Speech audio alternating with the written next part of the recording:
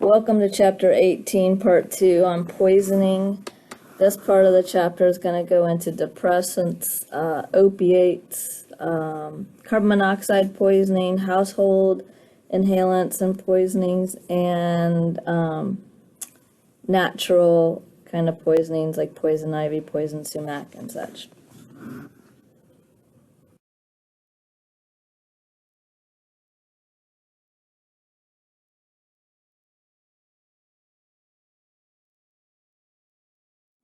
Okay, the first one we're going to talk about is depressants.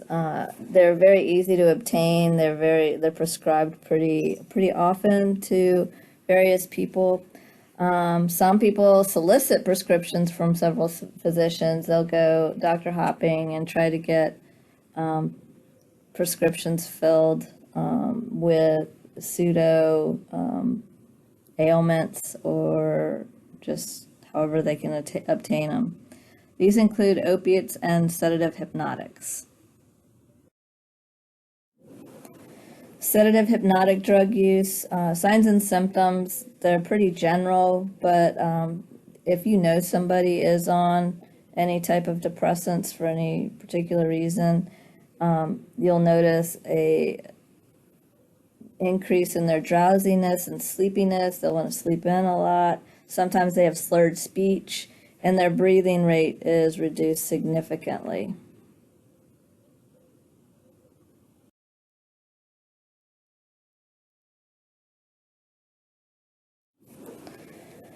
An opiate is anything that's derived from opium, which can include morphine, can include hydrocodone, oxycodone. So this is a specific type of overdose that's usually handled a little bit different than a sedative hypnotic drug. So what you want to look for in opiate overdose is reduced breathing rate. It'll be slow and very, I guess, not very oxygenating for your cells. Pinpoint pupils. Pupils will be very, very, very constricted, and they'll be in a sedative condition, kind of lethargic and unresponsive. Depressants are different than opiates, that they are not derived from opium, but they would be, examples of that would be Librium, Xanax, any type of benzo, and they are different in the fact that they are classified as barbiturates. So when you think someone is suffering from a depressant overdose, Xanax or a barbiturate, you want to make sure and check the breathing. I'd call 911 first, then you can call poison control if you have time while you're waiting. Check for any injuries. Again, this is pretty standard for any overdose. Provide emotional support, place on the left side, and if violent, seek safety, especially if they have weapons, but also try to calm and reassure them and just be supportive in any way you can. Okay, abused inhalants are anything that people sniff or huff. Used to be a big craze in the 80s where people would spray silver paint in a brown bag and then inhale it because it's got an inhalant property. It's not a good idea at all. You'd know these people because they'd have a little silver around their lips. But inhaling glue or other solvents produces effects similar to that of alcohol. So you'll see a lot of people that or alcoholics when they don't have enough money for alcohol, will go around sniffing these inhalants. A lot of them can be like glue or magic markers or, like I said, silver paint. People who sniff these substances can die of suffocation.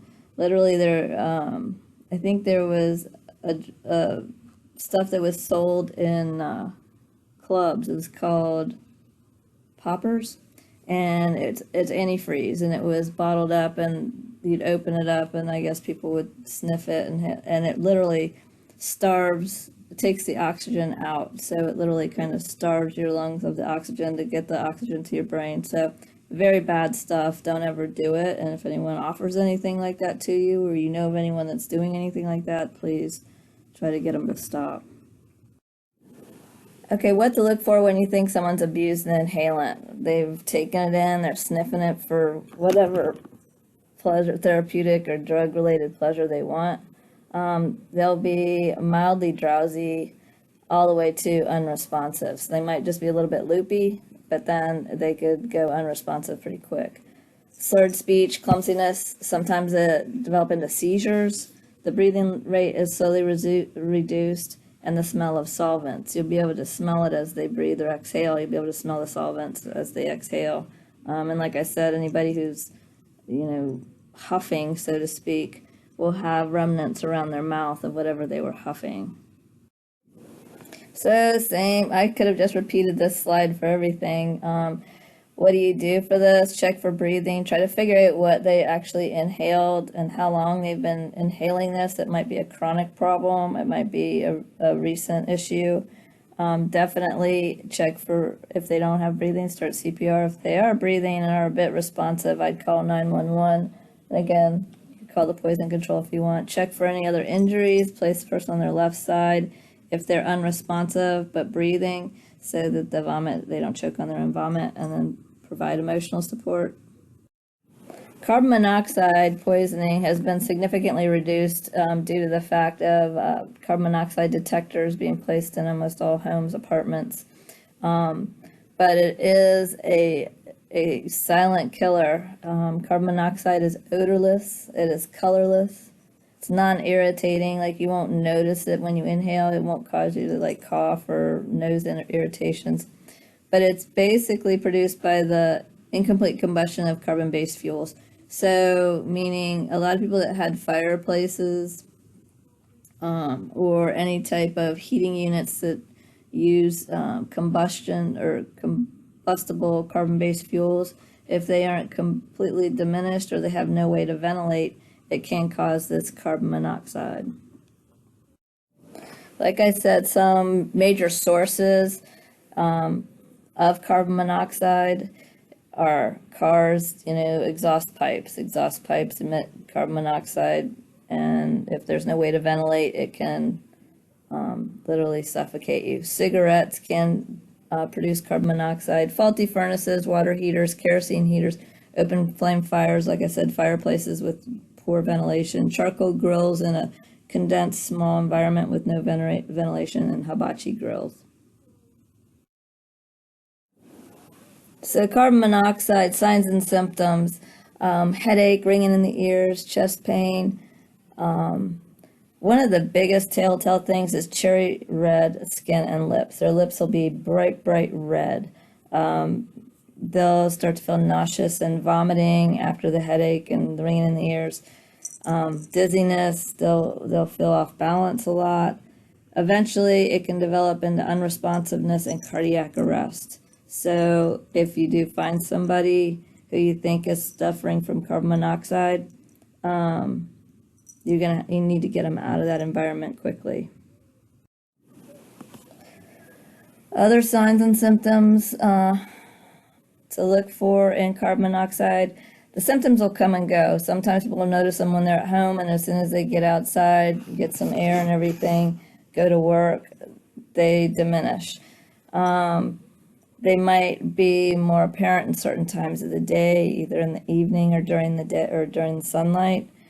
Nearby people or family relatives that share the same dwelling often have similar symptoms, and pets start to seem ill. Like I said in 2 slides before, first thing you want to do is get them out of that environment as quickly as possible. Call 911, monitor their breathing. If they are breathing, you want to just try to calm and reassure them, treat them for shock. If they're unresponsive and you had to remove them, you had to drag them out of there, you want to place a breathing, unresponsive person on their side, again in the recovery position. It helps with breathing, it helps getting oxygen into the body, but also in case they begin to vomit. And then seek medical care as soon as possible. After you have dealt with this, you might want to go ahead and see a physician too, just to make sure that you didn't get too much carbon monoxide or weren't exposed for too long. Plant-induced dermatitis, or a reaction to plant resin, is what this is. Some people might call it allergy. If people do have plant-induced allergies, they're a little bit more significant than just a dermatitis. About 85% of the population is sensitive to poison ivy, poison oak, and poison sumac. It means everybody's sensitive to it will have some reaction on either skin or some type of dermatitis type irritation. But if they have an allergy, it can be pretty serious in the fact that it does start to, all the toxins start to get into the bloodstream very quickly, and they get all kinds of reactions going on. The resin of these plants is colorless or slightly yellow. They're usually oily in base. Some of them are dust in base. So it usually spreads by direct contact. You have to come in contact with the plant, and then in person-to-person contact. Actually, the poison ivy can stay active in one's system or on their skin for months or years. This is kind of a visual for you, and so you can recognize poison ivy and poison oak. They're usually low bushes or climbing vines. They will climb up trees or climb around their roots. Waxy broad green leaves in the summer, and then they turn brown to red in the fall. They usually grow in groups of 3, but can grow in groups of 5.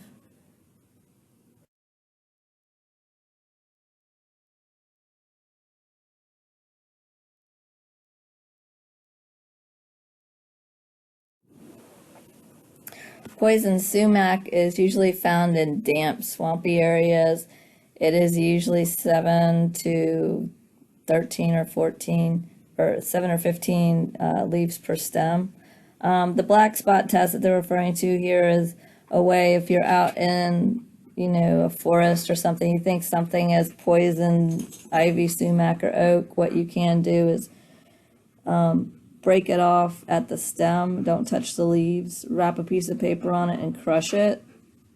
Crush the leaves in the paper, and then let it open up. And after about 10 hours, it'll turn brown. After about 24 hours, it'll turn black, and that's a good indication that that is one of the 3, poison ivy, sumac, or oak. What to do if you or someone else has been in contact with any of these poison ivy, sumac, or oak. If within an hour of exposure, if you gently wipe the skin with rubbing alcohol, it could diminish any rash or at least contain it. Wash skin with soap and water and rinse. And you could do this repeatedly, and it helps a little bit. I don't know where this, do not use gasoline, but don't put gasoline on your skin for anything.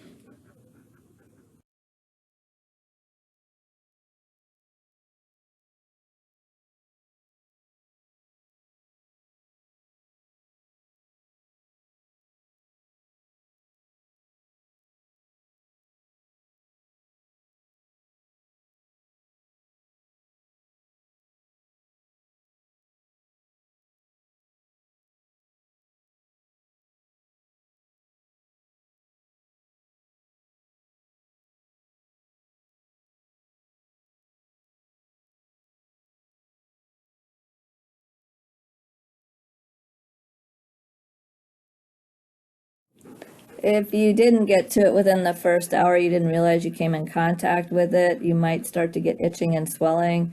For this, still wash, try to use rubbing alcohol, use soap and water, use cool soap and water it will help to kind of alleviate some of the irritation on the skin.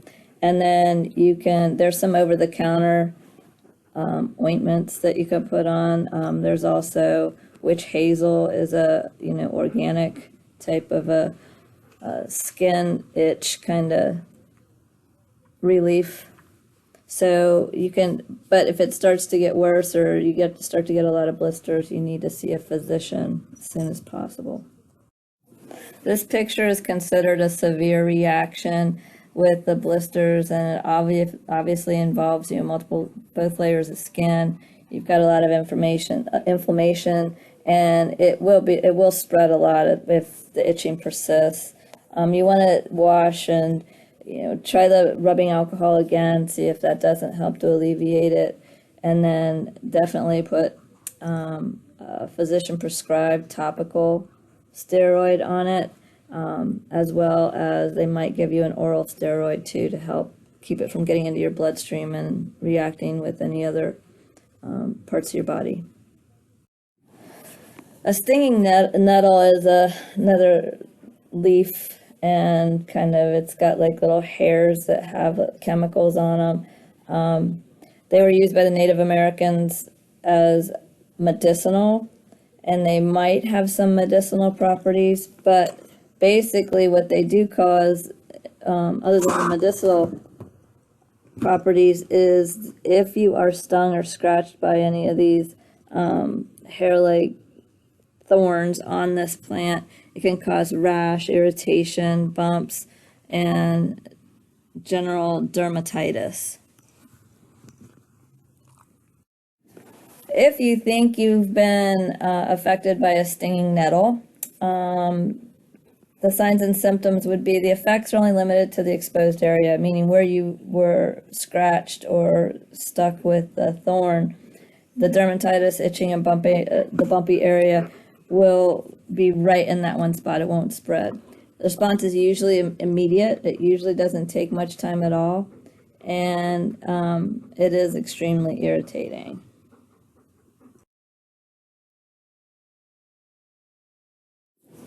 So what to do if you or someone you know has been affected by a stinging nettle? You want to wash the area with soap and water. I'd probably repeat it a couple of times.